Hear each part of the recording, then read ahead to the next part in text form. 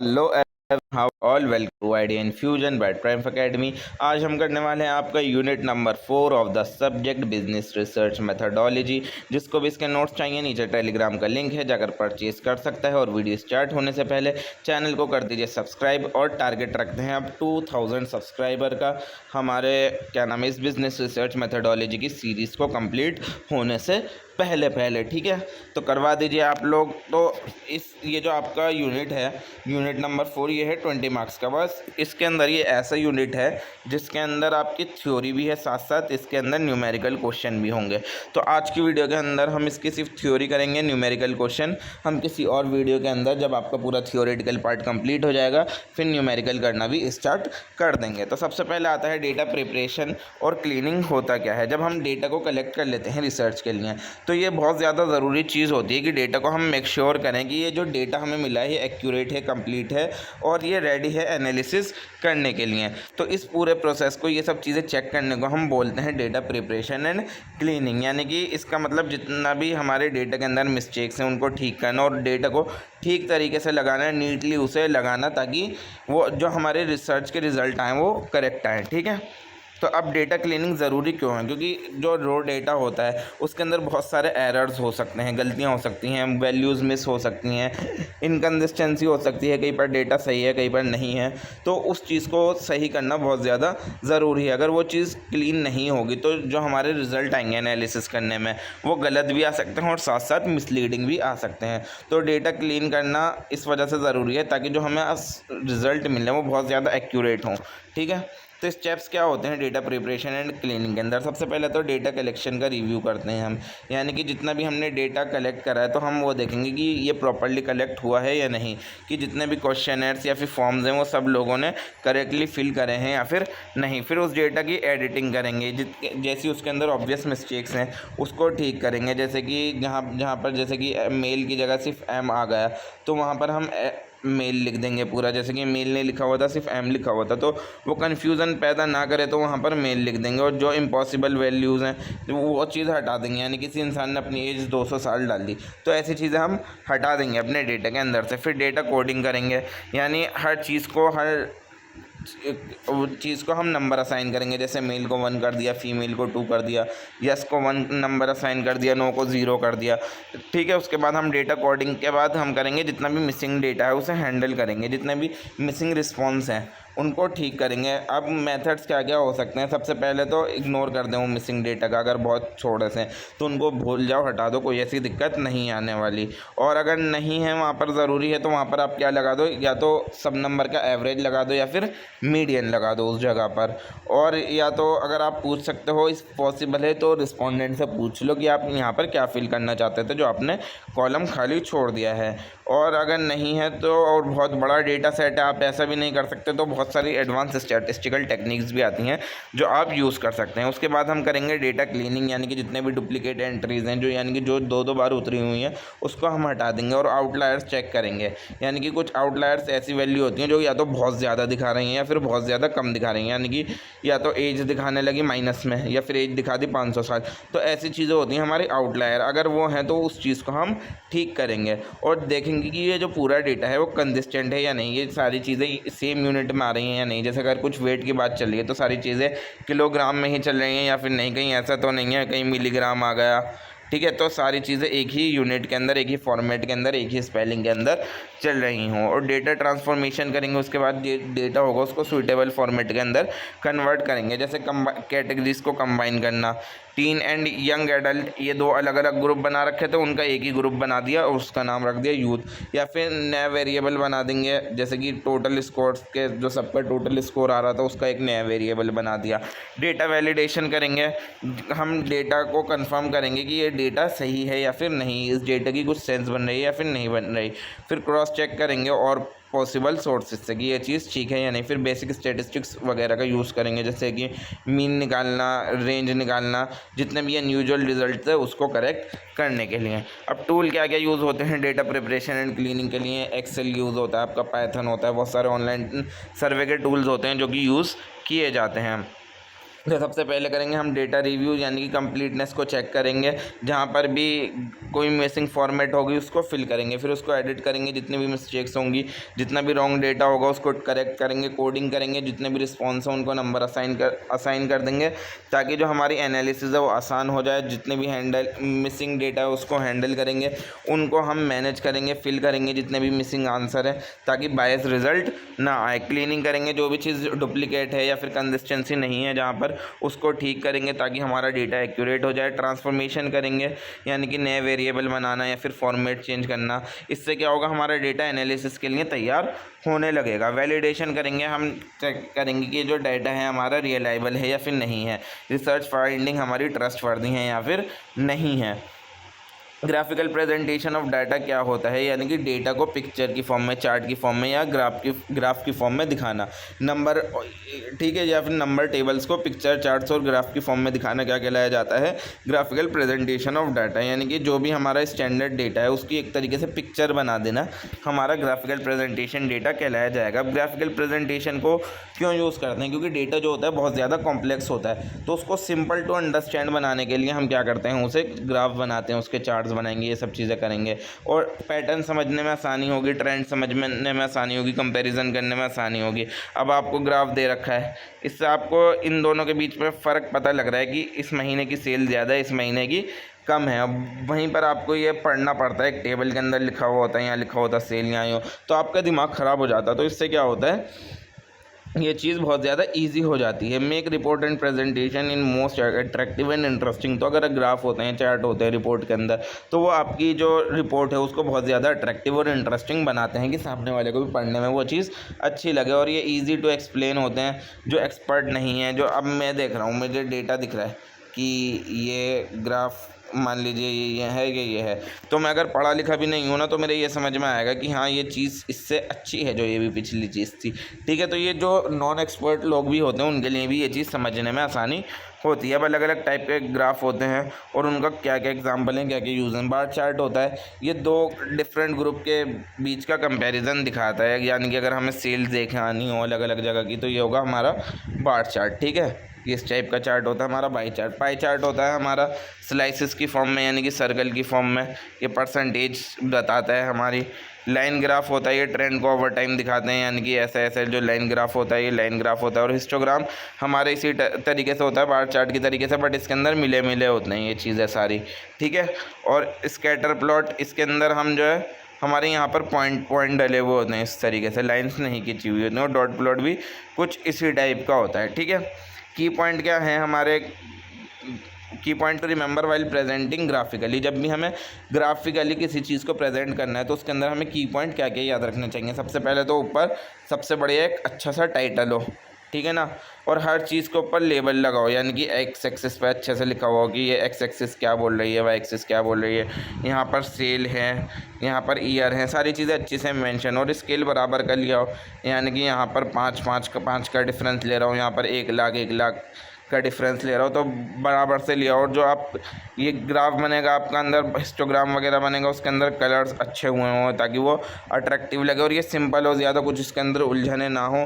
और नीचे सोर्स भी मेंशन कर दो कि ये जो आपने डेटा कलेक्ट करा है वो आपने किस वेबसाइट से करा है, www.idinfusion से आपने करा है ये, तो आपने ये कहाँ से करा है, तो आप नीचे सोर्स भी लिख सकते हो अगर रिक्वायर्ड है, वरना इतनी ज़्यादा इस चीज़ की ज़रूरत नहीं होती। अब ग्राफ्स का हम यूज़ कब करते हैं, जब हमें सेल्स ट्रेंड को समझना हो, तब हम क्या बनाएंगे, एक लाइन ग्राफ बनाएंगे। हम देख लेंगे ये पिछले महीने की सेल थी और ये इस महीने की सेल है, तो इससे हम लाइन ग्राफ वगैरह का कब यूज़ करते हैं, जब हमें सेल्स ट्रेंड समझने हो। पाई चार्ट का जब हमें मार्केट का शेयर समझना हो कि हमारे पास इतना % शेयर है, इतना % पब्लिक के पास है। और फ्रीक्वेंसी ऑफ एज ग्रुप, जब एज ग्रुप के बीच का डिफरेंस समझना हो तो हम बताएंगे हिस्टोग्राम वगैरह। और जब एडवर्टाइजिंग और सेल्स के बीच में रिलेशनशिप समझनी हो तो हम स्कैटर प्लॉट बना देंगे, ठीक है। अब टूल्स क्या क्या हैं जहाँ जिस पर हम ग्राफ बना सकते हैं, एक्सेल पे बना सकते हैं, गूगल शीट पर, टेबल यू पर, AU पर, पावर BI पर, पाइथन लाइब्रेरीज होती हैं, यहाँ सब हम क्या बना सकते हैं, अपने ग्राफ्स बना सकते हैं। समरी टेबल क्या आ गई, बार चार्ट कि ये तो बहुत आसानी चीज़ें हैं, आई होप ये आपको समझाने की ज़रूरत नहीं है, आप खुद समझ लेंगे। अब फ्रीक्वेंसी डिस्ट्रीब्यूशन क्या होता है? Frequency distribution is a way to organise data by showing how often each value or a group value occur in a data set. यानी फ्रीक्वेंसी डिस्ट्रीब्यूशन एक तरीके से ऑर्गेनाइज डेटा होता है जिसके अंदर हमें पता लगता है कि एक वैल्यू इस पूरे डेटा सेट के अंदर कितनी बार आ रही है। यानी कि ये चीज़ बेसिकली हमें ये बताती है कि जो पर्टिकुलर चीज़ है हमारे डेटा सेट के अंदर वो कितनी बार रिपीट हो रही है, बार बार वो चीज़ कितनी बार आ रही है। फ्रीक्वेंसी डिस्ट्रीब्यूशन को हम क्यों यूज़ करते हैं? जो लार्ज डेटा सेट होते हैं, जो बहुत बड़े बड़े डेटा सेट होते हैं, उनको समराइज़ करने के लिए फ्रीक्वेंसी डिस्ट्रीब्यूशन का यूज़ किया जाता है। ये चीज़ हमारे लिए आसान कर देती है पैटर्न्स को समझना और डेटा को अंडरस्टैंड करना।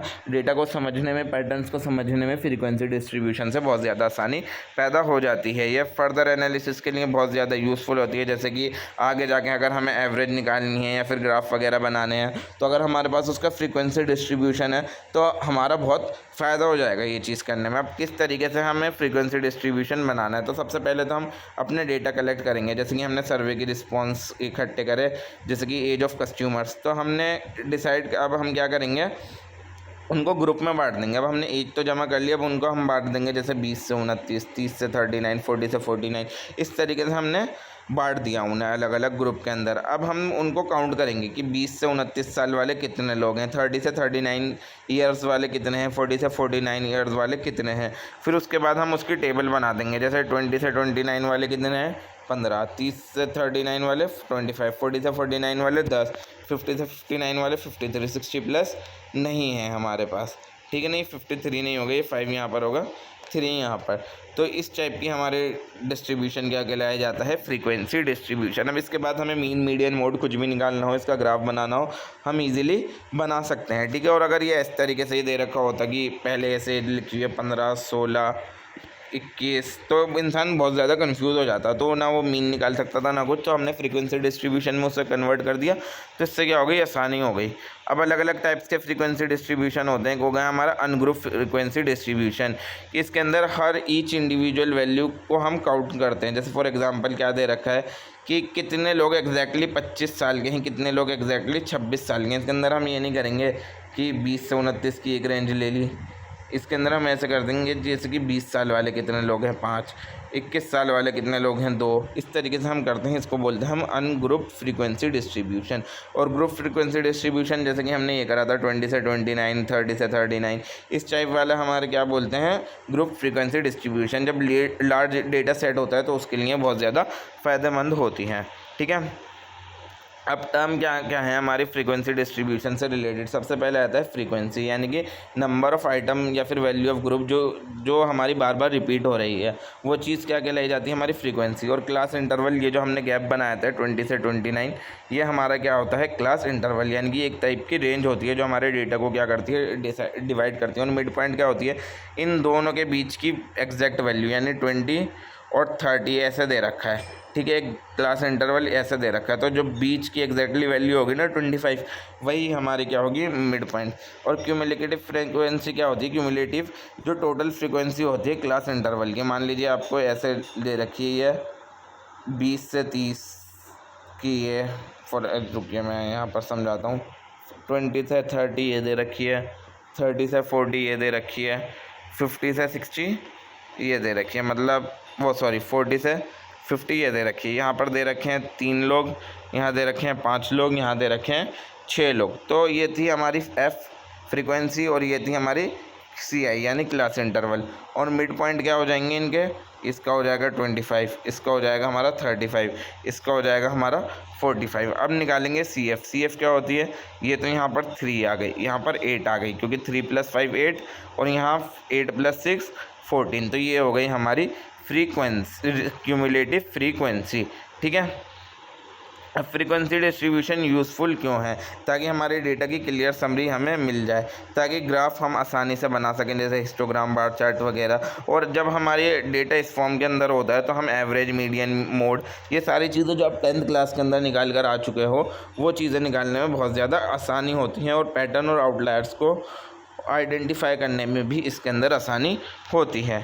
अब डिस्क्रिप्टिव स्टैटिस्टिक्स क्या होती है? Descriptive statistic set of method होती है जिसके अंदर हम क्या करते हैं, समराइज़ करते हैं, ऑर्गेनाइज करते हैं और सिंप्लीफाई करते हैं डेटा को, ताकि वो जो डेटा है हमारा ईजी टू अंडरस्टैंड हो जाए। यानी कि इसके अंदर हम जो हमारा डेटा है उसको डिस्क्राइब करेंगे क्लियर और सिंपल वे के अंदर नंबर और चार्ट्स का यूज़ करके। तो इसको हम इस पूरे प्रोसेस को क्या बोलेंगे, हम डिस्क्रिप्टिव स्टैटिस्टिक्स।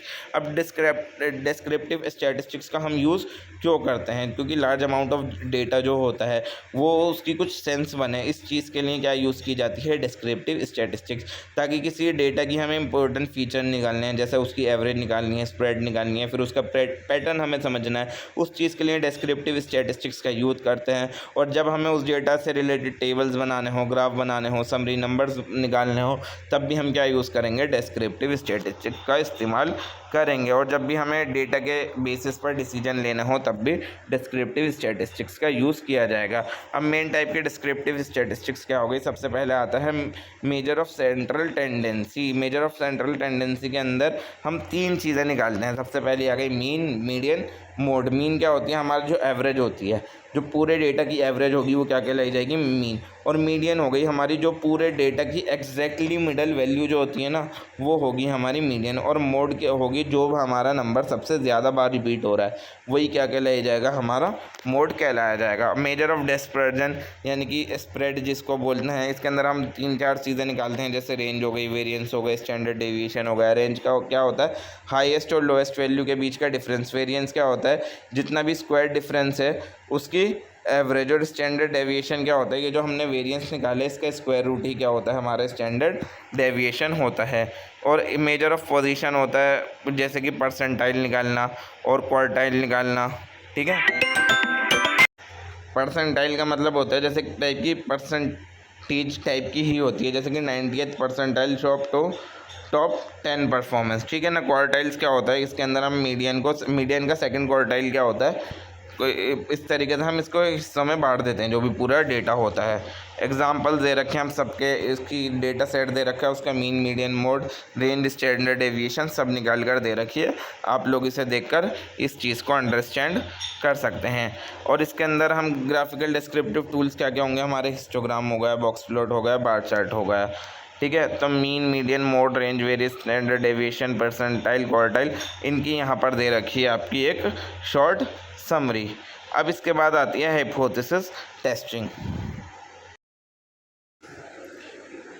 समझते हैं हाइपोथेसिस टेस्टिंग होता क्या है। तो हाइपोथेसिस टेस्टिंग एक मेथड है जिसके अंदर हम ये चेक करते हैं कि जो हमारी अजम्पशन थी, यानी कि जो हमने हाइपोथेसिस बनाई थी वो ट्रू है या फिर नहीं है। यानी जो हमने अजम्पशन बनाई थी उसका सैम्पल डेटा के बाद चेक करने के बाद वो अजम्पशन हमारी ट्रू बैठती है या फिर नहीं बैठती। इस प्रोसेस को हम बोलेंगे हाइपोथेसिस टेस्टिंग। सिंपल वर्ड में समझे तो हम बताते हैं कि इसके अंदर जो एक्चुअल में हुआ है वो हमारी स्टेटमेंट से रिलेटेड हुआ है या फिर नहीं हुआ, जो हमने हाइपोथेसिस बनाई थी। अब इसके अंदर स्टेप्स क्या क्या है हाइपोथेसिस टेस्टिंग के अंदर।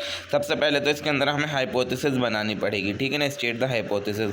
अब इसके अंदर हाइपोथेसिस होती है हमारी 2 टाइप की। एक हो गई हमारी नल हाइपोथेसिस जिसको H0 भी बोलते हैं, that default assumption that there is effect और नो डिफरेंस। यानी कि ये ऐसी हाइपोथेसिस होती है जिसके अंदर हम बोलते हैं कि इस चीज़ का एक्स पर वाई पर कुछ फ़र्क नहीं पड़ेगा, यानी कि किसी भी दोनों के बीच के अंदर डिफरेंस नहीं है। यानी कि there is no difference in average sale between 2 store, यानी कि 2 स्टोर्स की एवरेज सेल के बीच के अंदर कोई डिफरेंस नहीं है। तो जब इस टाइप की नो डिफरेंस वाली जब हम स्टेटमेंट देंगे उसको बोलेंगे हम नल हाइपोथेसिस। अल्टरनेटिव हाइपोथेसिस का नाम उसको हम बोलते हैं H1 या फिर HA भी जिसको बोलते हैं। यह नल का बिल्कुल अपोजिट है, इसके अंदर इफेक्ट होता है या फिर डिफरेंस होता है। जैसे कि इसके अंदर 2 स्टोर्स की एवरेज सेल के बीच के अंदर कुछ ना कुछ डिफरेंस है। ये इस टाइप की हाइपोथेसिस क्या कहलाई जाएगी, हमारी अल्टरनेटिव हाइपोथेसिस कहलाई जाएगी। फिर उसके बाद हम सिग्निफिकेंस लेवल चेक करेंगे जिसको अल्फ़ा भी बोलते हैं। ठीक है ना, कि इस चीज़ की प्रोबेबिलिटी क्या है कि हमारी जो this is the probability of making a wrong decision by rejecting H0 when it is true. Common value 0.05%, 0.01%, smaller alpha mean, stricter the test. इसके अंदर जो जितनी हमारी कम वैल्यू आएगी ना, हम उतनी अच्छा इस चीज़ को समझेंगे। यानी कि 0.05 तो इसके अंदर सबसे ज़्यादा कॉमन वैल्यू मानी जाती है सिग्निफिकेंस लेवल के अंदर। ये हमारी बताती है कि जो हमने स्टेटमेंट बनाई थी वो कितनी ज़्यादा सिग्निफिकेंट है, ठीक है। और उसके बाद हम अप्रोप्रिएट टेस्ट चूज़ करेंगे कि हमें कौन सा टेस्ट करना चाहिए। अब अलग अलग टाइप के टेस्ट होंगे जो हम अगले आने वाले यूनिट के अंदर समझेंगे, जैसे T test, chi square, ANOVA, correlation test. तो इन सब के हिसाब से हम अपना बेस्ट टेस्ट क्या करेंगे, चूज़ करेंगे। फिर डेटा को कलेक्ट करेंगे और उसके ऊपर स्टैटिस्टिक्स का इस्तेमाल करेंगे। जो भी हमारा सैम्पल डेटा है उसको कलेक्ट करेंगे, उसके ऊपर टेस्ट स्टैटिस्टिक्स चलाएंगे, जैसे टी वैल्यू निकालेंगे, उसकी जेड वैल्यू निकालेंगे, फार्मूलाज का यूज़ करके और सॉफ्टवेयर का यूज़ करके। आप लोगों का इस सब्जेक्ट का प्रैक्टिकल हो चुका होगा आई होप, तो उसके अंदर आपने ये टी टेस्ट और जेड टेस्ट कर कर दिखाया होगा उस प्रैक्टिकल के अंदर। तो ये वही चीज़ है जो हमें उसके अंदर करनी होती है, और जो रिपोर्ट वगैरह भी बनाई होंगी आपने इस सब्जेक्ट के अंदर, आई होप सो, ठीक है। तो the test statistics show how far the sample data is from the null hypothesis. तो जो हमारी टेस्ट स्टैटिस्टिक्स होती है वो ये चीज़ बताती है कि हमारे सैम्पल डेटा और नल हाइपोथेसिस से कितना ज़्यादा फार अवे है, ठीक है ना। यानी कि उन दोनों चीज़ों में कितना ज़्यादा फ़र्क है। इसके अंदर हम फिर क्रिटिकल वैल्यू या फिर पी वैल्यू निकालेंगे। क्रिटिकल वैल्यू क्या होती है, ये कट ऑफ पॉइंट होता है जो हमारी स्टैटिस्टिकल टेबल होती है अल्फ़ा और टेस्ट टाइप के बेसिस पर, उसका कट ऑफ पॉइंट क्या कहलाया जाता है, हमारा क्रिटिकल वैल्यू कहलाया जाता है। और पी वैल्यू क्या होती है, प्रोबेबिलिटी होती है। पी वैल्यू क्या हो गई कि जो हमारी नल हाइपोथेसिस है वो कितनी ज़्यादा ट्रू है, उसकी प्रोबेबिलिटी क्या कहलाई जाएगी, हमारी पी वैल्यू। और पी वैल्यू के हम 0.05 के हिसाब से नापते हैं, ठीक है। 0.05 से फिर हम उसके बाद डिसीजन लेंगे। जब पी वैल्यू हमारी अल्फ़ा से कम आएगी तो हम नल हाइपोथेसिस को क्या कर देंगे, रिजेक्ट कर देंगे, क्योंकि हमारे पास इनफ एविडेंस होगा कि हमारी जो अल्टरनेटिव हाइपोथेसिस है वो ठीक है। तो अगर पी वैल्यू अल्फ़ा से कम है तो हम नल हाइपोथेसिस को रिजेक्ट कर देंगे, और अगर हमारी पी वैल्यू अल्फ़ा से ज़्यादा है तो हम अपने नल हाइपोथेसिस को रिजेक्ट नहीं करेंगे, क्योंकि हमारे पास इनफ एविडेंस नहीं है कि हम ये बोल सकें कि हमारी अल्टरनेटिव हाइपोथेसिस ठीक थी। फिर उसके बाद जो रिजल्ट आएगा उसको इंटरप्रेट करेंगे। इसके अंदर explain what the decision mean in the real world context of your research. फिर आप उसको सिंपल वर्ड में बताओगे। जो भी आपका ये सब टी टेस्ट का टेस्ट जो आप कर रहे हो, ये आम आदमी को तो समझ में नहीं आएगा ना, आप उसके हिसाब से बताने लगोगे। तो आप जो भी आपका रिजल्ट आएगा आप उसको सिंपल लैंग्वेज में कर कर सामने वाले को जिसको भी समझाना है उसको समझा दोगे। जैसे कि एग्जाम्पल क्या दे रखा, the data show significant difference between in sales between the two stores. इसका एक एग्जांपल दे रखा है। तो इसके अंदर समरी टेबल के आगे सबसे पहले हम हाइपोथेसिस बनाएंगे, और फिर उसके बाद सिग्निफिकेंस लेवल चूज़ करेंगे, फिर टेस्ट चूज़ करेंगे कि कौन सा टेस्ट करना है, फिर डेटा कैलकुलेट कर कर उनके बाद उनके ऊपर टेस्ट किया जाएगा। फिर क्रिटिकल वैल्यू निकालेंगे और पी वैल्यू निकालेंगे। उसके बाद डिसीजन लेंगे, फिर अपने रिजल्ट को इंटरप्रेट कर देंगे, ठीक है। हाइपोथेसिस टेस्टिंग हमारी दो टाइप की होती है, एक हो गई हमारी पैरामेट्रिक और दूसरी हो गई हमारी नॉन पैरामेट्रिक। पैरामेट्रिक टेस्ट के अंदर क्या आता है, assume data to follow a certain distribution. इसके अंदर ये चीज़ अज्यूम की जाती है कि जो हमारा डेटा है वो एक टाइप का डिस्ट्रीब्यूशन फॉलो कर रहा है, जैसे कि नॉर्मल डिस्ट्रीब्यूशन में हमारा डेटा चल रहा है। पैरामेट्रिक टेस्ट के अंदर ये चीज़ अज्यूम की जाती है, और नॉन पैरामेट्रिक टेस्ट के अंदर कोई ऐसी अजम्पशन की ज़रूरत नहीं होती डेटा डिस्ट्रीब्यूशन के बारे में, और पैरामेट्रिक टेस्ट में अजम्पशन की ज़रूरत होती है कि हमारा डेटा एक टाइप की उसमें। पैरामेट्रिक टेस्ट कौन सा होगा, हमारा जी टेस्ट। जी टेस्ट कब यूज़ किया जाता है, use when you know the population variance. जब भी हमें पॉपुलेशन वेरिएंस के बारे में पता होगा तो जब हम उस टाइम हम कौन सा टेस्ट यूज़ करेंगे, जी टेस्ट। या फिर जब भी हमारा सैम्पल साइज़ बहुत बड़ा है, ठीक है ना, तो तब भी हम क्या यूज़ करेंगे, जेड टेस्ट, ठीक है ना। Test the hypothesis about the mean of the population. जैसे कि कभी भी हमें पॉपुलेशन का मीन वगैरह निकालना है तो उसके बारे में हाइपोथेसिस टेस्ट वगैरह करना। एग्जाम्पल क्या होगा, testing if average sale of a store are equal to a certain number. यानी आपने अंदाज़ा लगा लिया नंबर का, हाइपोथेसिस बना ली उस नंबर के हिसाब से, फिर आप उस स्टोर की एवरेज निकाल लो कि वो जो आपकी एवरेज आ रही है तो वो जो सर्टेन नंबर आपने डिसाइड किया था उसके हिसाब से आ रही है या फिर नहीं आ रही। इसका यूज़ कब किया जाता है, जब सैम्पल साइज़ बहुत बड़ा होता है और जब हमें पॉपुलेशन वेरिएंस नहीं पता होता है, या फिर जब डेटा नॉर्मली डिस्ट्रीब्यूटेड होता है, इसको तब यूज़ किया जाता है। इसके अंदर हम क्या करते हैं, जेड वैल्यू निकालते हैं सैम्पल मीन का यूज़ करके, या फिर पॉपुलेशन मीन का यूज़ करके, या फिर पॉपुलेशन स्टैंडर्ड डेविएशन का यूज़ करके, ये इस सैम्पल साइज़ का फिर हम दोनों को कंपेयर करते हैं, जी वैल्यू को क्रिटिकल वैल्यू से, ठीक है। इसके अंदर ये सब चीज़ें जो हैं मोस्टली थ्योरेटिकल पार्ट नहीं है, ये चीज़ें न्यूमेरिकल पार्ट हैं। तो मैं आपको ट्राई करूँगा इसका जल्दी न्यूमेरिकल कराने का भी। और टी टेस्ट का यूज़ कब करते हैं, जब सैम्पल साइज़ हमारा बहुत ज़्यादा छोटा होता है और पॉपुलेशन वेरिएंस तब जब हमें अननोन होता है, नहीं पता होता। तो ये क्या चीज़ टेस्ट करती है, डिफरेंस टेस्ट करती है किन चीज़ों का, सैम्पल मीन और पॉपुलेशन मीन, इन दोनों के बीच के अंदर कितना डिफरेंस है। ये हमारा डिफरेंस कौन बताएगा, हमारा टी टेस्ट बताएगा, ठीक है। एग्जाम्पल यानी हमने कंपेयर करी एवरेज सेल दो स्टोर के बीच में, ठीक है ना, दो सैंपल उनके अंदर अलग अलग सैंपल लिए और उनकी एवरेज सेल हमने कंपेयर करी, तो इस टाइप का टेस्ट होगा हमारा टी टेस्ट। ये कब यूज़ किया जाता है, जब हमारा सैंपल साइज़ क्या है, बहुत छोटा हो और पॉपुलेशन वेरिएंस हमें पता ना हो और डेटा को हमने नॉर्मली डिस्ट्रीब्यूटेड अज्यूम कर रखा हो। टाइप ऑफ टी टेस्ट, अब टी टेस्ट भी अलग अलग टाइप के होते हैं, 3 टाइप के होते हैं। एक होगा वन सैंपल टी टेस्ट, दूसरा होगा इंडिपेंडेंट टी टेस्ट और तीसरा जो होगा वो होगा हमारा pair T test. One sample T test के अंदर हम compare sample mean with known value, इसके अंदर हम सैंपल मीन को नोन वैल्यू से कंपेयर करेंगे और इसके अंदर दो इंडिपेंडेंट ग्रुप को कंपेयर करेंगे। और पेयर टी टेस्ट के अंदर हम दो रिलेटेड ग्रुप्स को पहले, मतलब उससे पहले और उस प्रोसेस के बाद में 2 बार टेस्ट किया जाएगा। इसके अंदर नॉन पैरामेट्रिक टेस्ट के अंदर काई स्क्वायर टेस्ट आता है, ठीक है। ये कैटेगोरिकल डेटा के लिए यूज़ होता है, जैसे yes no, male female categorical data मैं आपको पिछले यूनिट्स में समझा कर आ चुका हूँ। और test whether there is an association or independence between two categorical variable. ये क्या चीज़ टेस्ट करती है कि जो भी दो हमारे कोई से भी कैटेगोरिकल वेरिएबल दे रखे हैं, मेल फीमेल यस या फिर नो, उन दोनों के बीच के क्या एसोसिएशन है, क्या रिलेशन है, कितनी इंडिपेंडेंस है उन दोनों के बीच में, ये चीज़ क्या टेस्ट करेगा हमारा काई स्क्वायर। इसके अंदर क्या करते हैं, testing if gender is related to buying behaviour. देखो बाइंग बिहेवियर भी क्या है, हमारा कैटेगोरिकल डेटा है और जेंडर भी हमारा कैटेगोरिकल डेटा है। तो इन दोनों के बीच का रिलेशनशिप बताना किसका काम होगा, काई स्क्वायर टेस्ट का काम होगा। इसका यूज़ कब किया जाता है, जब डेटा हमारा कैटेगोरिकल हो, या तो नॉमिनल चीज़ें हों उसके अंदर या फिर ऑर्डिनल चीज़ें हों, और जब नॉर्मल डिस्ट्रीब्यूशन के बारे में कोई एजम्पशन की ज़रूरत ना हो।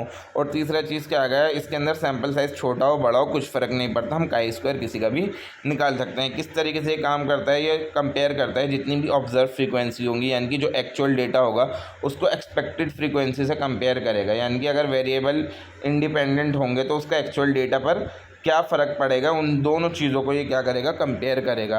तो calculate the chi square value and compare it to the critical value from chi square table. तो इसके अंदर हमें क्या करना होता है, काई स्क्वायर वैल्यू हमें कैलकुलेट करनी होती है और जो उसकी क्रिटिकल वैल्यू दे रखी है काई स्क्वायर टेबल के अंदर, उससे हमें वो चीज़ कंपेयर करनी पड़ती है। तो समरी टेबल क्या आ गई, जेड टेस्ट, टी टेस्ट और काई स्क्वायर, 3 टाइप के टेस्ट हो गए।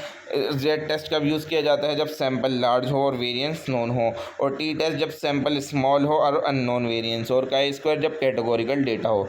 इन दोनों के अंदर इंटरवल और रेशियो वाले डेटा टाइप होते हैं और इसके अंदर नॉमिनल ऑर्डिनल डेटा टाइप होता है। इसके अंदर अजम्पशन क्या लेते हैं, नॉर्मल डिस्ट्रीब्यूशन, नॉन वेरिएंस, इसके अंदर सिर्फ नॉर्मल डिस्ट्रीब्यूशन, इसके अंदर कोई ऐसी अजम्पशन की ज़रूरत नहीं होती। जेड टेस्ट के अंदर जैसे कि हमने पॉपुलेशन मीन का टेस्ट करा, ये हो गया हमारा जेड टेस्ट। और टी टेस्ट, इसके अंदर हमने 2 अलग अलग मीन्स को कंपेयर करा। और काई स्क्वायर के अंदर हम कोई भी 2 कैटेगरी दे दी, उन दोनों के बीच की एसोसिएशन चेक कर रहे हैं, ठीक है। So that is all for today guys. Video पसंद आई हो तो वीडियो को लाइक करें, चैनल को सब्सक्राइब करें। मुझे अभी बहुत सारा काम और है, आप लोगों के भी मुझे और लास्ट यूनिट बनाना है और फिर आपको मुझे इसका थोड़ा बहुत प्रैक्टिकल भी कराना है, जिसकी मैं पूरी कोशिश करूंगा। और डीएससी के सब बच्चों के अलग अलग सब्जेक्ट हैं, जिसके अंदर मैं भी एक एडवर्टाइजिंग की भी वीडियो बनाकर आ चुका हूँ। अब मुझे ह्यूमन रिसोर्स डेवलपमेंट और एक आध सब्जेक्ट और है, फंडामेंटल इन्वेस्टमेंट। देखता हूँ अब मैं किस तरीके से काम कर पाऊँगा, क्योंकि बच्चों के बहुत ज़्यादा कमेंट आ रहे हैं, उनकी बहुत ज़्यादा डिमांड्स आ रही हैं और मेरे पास टाइम इतना है नहीं। आप लोगों का 2 तारीख को एग्ज़ाम है और मैं एग्ज़ाम से 2 दिन पहले तक वीडियो नहीं बना पाऊँगा। तो आज और कल में जितनी वीडियो पोस्ट हो गई तो मैं अपना बेस्ट ट्राई करूँगा कि मैं सबको सारे सब्जेक्ट्स का करवा दूँ। तो that is all for today guys. और टारगेट को पूरा करने में आप प्लीज़ मेरी हेल्प करो, करवा दो 2 के जल्दी से। मिलते हैं हम अगले यूनिट के अंदर, यूनिट नंबर 5, जो कि आपका लास्ट यूनिट होने वाला है। Thank you so much for watching my video.